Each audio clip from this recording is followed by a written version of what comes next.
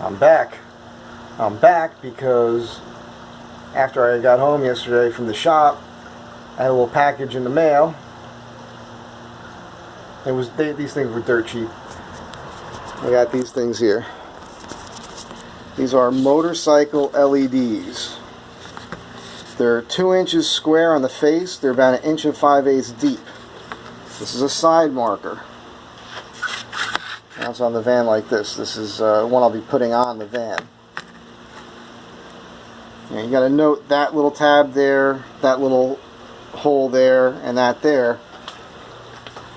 And if you look inside the van here, that's the back side of it. And I understand that those little tabs I just pointed out are all register marks to lock that thing in place. It looks like you just remove it from the front if you just pull that bolt there. So this is going to be an experiment. I'll do it on the stock ones when I remove them, and then I'll cut this plastic with a Dremel. What I'm thinking is, if I cut this thing across here, right underneath that tab, keep this wall, come down, cut it across here, and remove this, you should be able to slide this in, and then I'll have to figure out how to angle it properly. But that's the idea. I think it's going to work, and if I can't get it to work with the lenses that are on there, I won't screw these lenses up, but I think it's pretty cool. And that should be a nice high output. It's going to be interesting to see, you know, if I can angle that right inside of there. I think I might be able to pull this off. Because if I can angle them pretty straight, then obviously that'll be good for the road. If they have to be angled out a little bit, that's fine for off-road. But I think this is going to work. So stay tuned on that. It's obviously not happening today. I was going through some paperwork, and this is a place that I don't go here anymore. I just wanted to talk about it. I'm kind of putting him on blast a bit. I like this guy, Ronnie. His sister used to run this location that I used to go to when I first got the van. But she retired. You know, I dealt with her for a little bit when I first started going there with the van, and then she left. And the new shop guy came in, not a super likable guy, does everything by the book with the computer, doesn't want to really listen to you. And then these were some numbers.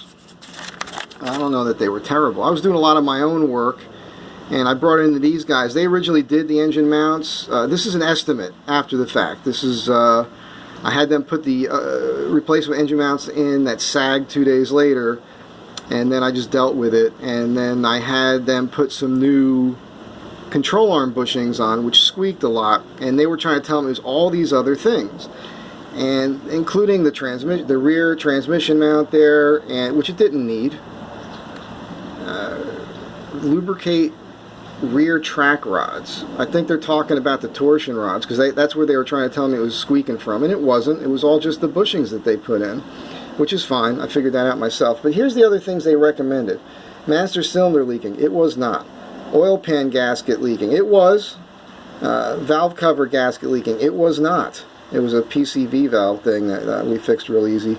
And then rear main seal leaking oil. It was not. I was underneath that van when the transmission got replaced and inspected it with my own eyes. It's not leaking. It's not leaking now either.